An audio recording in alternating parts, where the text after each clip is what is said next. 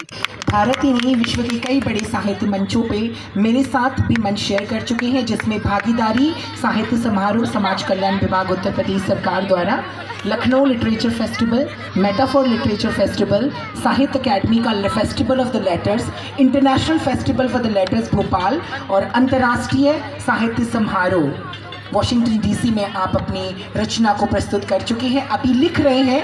और मुझे विश्वास है कि अगर आप नहीं लिखेंगे तो इतिहास कौन लिखेगा, और इतिहास अगर आपको नहीं लिखा जाएगा तो ये देश कैसे बदलेगा। तो ये देश बदलने की ताकत है वो कलम। हमारे मेरे आदर्श डॉक्टर बाबा साहब अम्बेडकर ने ना तो हल चलाया, ना उन्होंने गोलियां चलाई, ना तलवारें चलाई, ना बंदूकें चलाई, उन्होंने चलाई तो कलम चलाई और संविधान लिख दिया।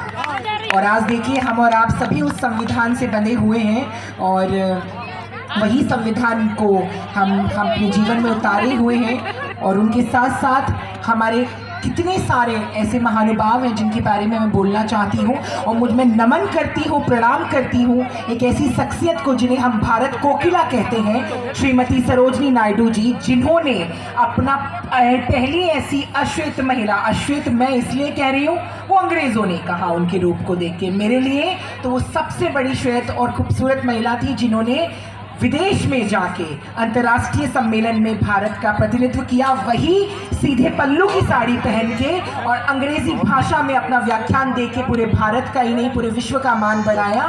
ऐसी स्वर कोकिला, भारत कोकिला सरोजनी नायडू जी को मैं नमन करती हूँ। ये वो धरती है और उसी धरती से आज शिवेन गुरेजा जी अपने लेखनी से 2 कविताएं प्रस्तुत करेंगे, और मैं ज़्यादा ना बोलते हुए मंच आपका है सर। थैंक यू देविका जी और इतनी तारीफ़ करने के लिए। और मैं सभी को नमस्कार करना चाहता हूँ, जितने भी साहित्यकार हैं और जितने भी साहित्यप्रेमी हैं, जितने भी यहाँ मौजूद हैं और सुन रहे हैं हम सभी को। और गर्मी बहुत ज़्यादा है तो बस समझ सकते हैं थोड़ी देर और तो मैं पहले अपना परिचय खुद भी दे देता हूँ। मेरा नाम शिवेन गुरेजा है और मैं इंडिया का पहला ट्रांसमैन सिनेमेटोग्राफर, लेखक, एक ट्रांस एक्टिविस्ट, एनिमल एक्टिविस्ट और भी चीज़ें कर रहा हूँ अपनी लाइफ में, और एक डायरेक्टर भी बनना चाहता हूँ। मेरा सपना है, बट देखते हैं वो कब तक पूरा होगा। और सबसे पहले मेरी जो सबसे पहले मैं ये बताना चाहूँगा कि मैं लेखक कैसे बना। तो क्या था कि एक वक्त था जब कोई नहीं था मुझे सुनने के लिए, समझने के लिए। तब मैंने डायरी को अपना दोस्त बनाया, उस पर लिखना शुरू किया। जो भी मैं फ़ील करता था, जो भी मेरी मन की बातें थी, सारी उस पर उतार देता था। और वहाँ से मैंने कलम को ताकत बनाया और शब्दों और कलम की ताकत के साथ आज आपके सामने हूँ एक लेखक की तरह। और सबसे पहले मेरी कविता है, मैं एक ट्रांसमैन हूँ। मुझे पैदा होते ही एक नाम दिया गया, एक रंग, एक गुड़िया, पर मेरे अंदर की आवाज़ कहती थी मैं ये नहीं हूँ, कुछ और हूँ, कोई और हूँ। मैंने वो कपड़े नहीं चुने जो मेरे शरीर को सही बना दें। मैंने वो रास्ते नहीं चुने जो सबको सामान्य लगे। मैंने वो सच चुना जो कांटों भरा था पर मेरा था। हाँ, मैं एक ट्रांसमैन हूँ, मतलब मेरा शरीर किसी और पहचान से जन्मा, पर मेरी आत्मा शुरू से ही बेटा थी। ना ये एक फैंसी सोच है, ना ही कोई जिद। यह मेरी सच्चाई है जिसे जीने में सालों लग गए। मैंने समाज की नज़रों को झेला, लड़की थी ना, इस ताने को सहा। पर जब पहली बार किसी ने कहा बेटा, तब मेरी रूह ने चैन की सांस ली। हाँ, मैं ट्रांसमैन हूँ, पर मर्दानगी सिर्फ दाढ़ी मूंछ से नहीं आती, वो आती है जिम्मेदारी उठाने से, सच बोलने से और खुद को अपनाने से। मुझे पहचान मत दो, मुझे इज्जत दो। जैसे एक औरत की पहचान सिर्फ उसका शरीर नहीं होती, वैसे ही मेरी पहचान भी सिर्फ मेरा शरीर नहीं। मैं लड़ाई नहीं चाहता, बस वो जगह चाहता हूँ जहाँ मैं सिर ऊंचा करके कह सकूँ मैं ट्रांसमैन हूँ और मुझे कोई शर्म नहीं। इस पे ही मैंने मतलब एक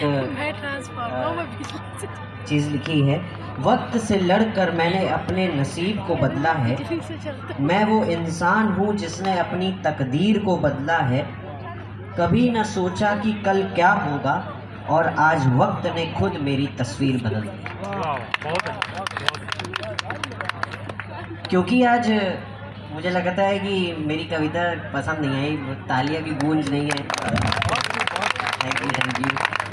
और आज जैसे कि फादर्स डे है और बहुत से फादर्स यहाँ पे आए होंगे अपने बच्चों के साथ, तो मैंने एक बहुत सुंदर कविता लिखी है आज अपने फादर पे, और मेरे भी फादर यहाँ मौजूद हैं।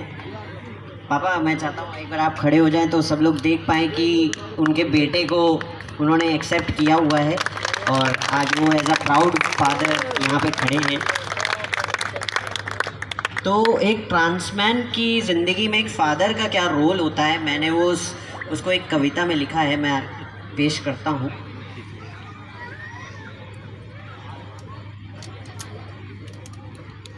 एक समय था जब मैं उनके लिए सिर्फ एक बेटी था, पर मैं जानता था कि मैं बेटा हूँ। ये जानना आसान था पर जताना मुश्किल।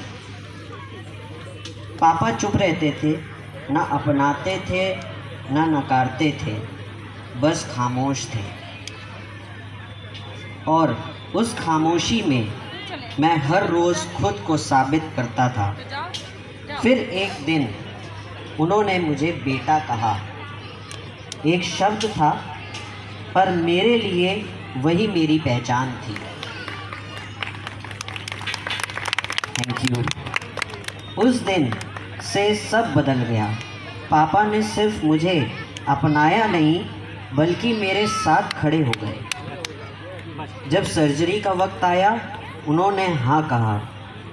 जब दुनिया ताने मार रही थी उन्होंने ढाल बनकर खड़ा होना चुना।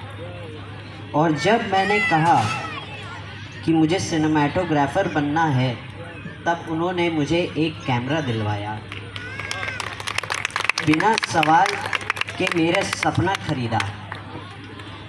वो समझ गए कि बेटा होने का मतलब सिर्फ शरीर नहीं, इरादा भी होता है। पापा आपने मुझे दो बार जन्म दिया, एक बार शरीर से और एक बार अपने दिल से। आपने मुझे समझा जब सबने मुझे सवाल किया।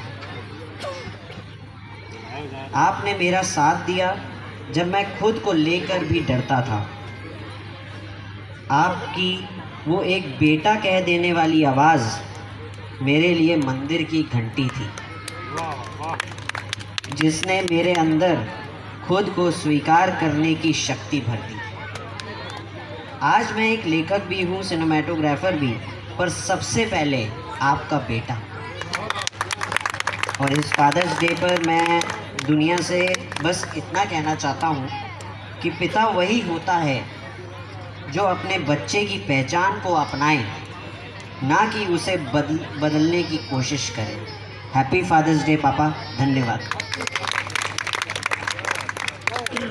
थैंक यू सो मच शिवेन जी। जाइए नहीं, यहाँ पे खड़े रहिए। कहते हैं ना कि हमें चेंज मेकर्स बनाने पड़ते हैं, हमें इतिहास लिखने वाले लोग बनाने पड़ते हैं। और अगर ऐसा ही अगर हम आपको देखें कि शब्द हमारे होते हैं, लेखनी हमारी होती है, पर कभी कभी शब्द चुराने पड़ते हैं। तो आपकी लेखनी बड़ी सुंदर है, और आपका कॉन्फिडेंस को मैं दाद देती हूँ। और शुरुआत है इतिहास बनाने की, ऐतिहासिक रूप से एक नया माध्यम चुनते हुए साहित्यकार और कलम से अपनी आवाज़। और हाँ, आपके संघर्ष को मैं नमन करती हूँ, प्रणाम करती हूँ। और एक बार ज़ोरदार तालियां शिवेन गुरेजा जी और उनके पिता के लिए, जिन्होंने इस तरीके से स्वीकारा। और अगर भारत का हर एक माँ बाप हमारे जैसे ट्रांसजेंडर्स बच्चों को एक्सेप्ट कर ले तो उन्हें सड़कों पे खड़े होके ना तो अपना जिस्म बेचना पड़ेगा और ना ही 10-10, 20-20 रुपए के लिए भीख मांगनी पड़ेगी। तो मैं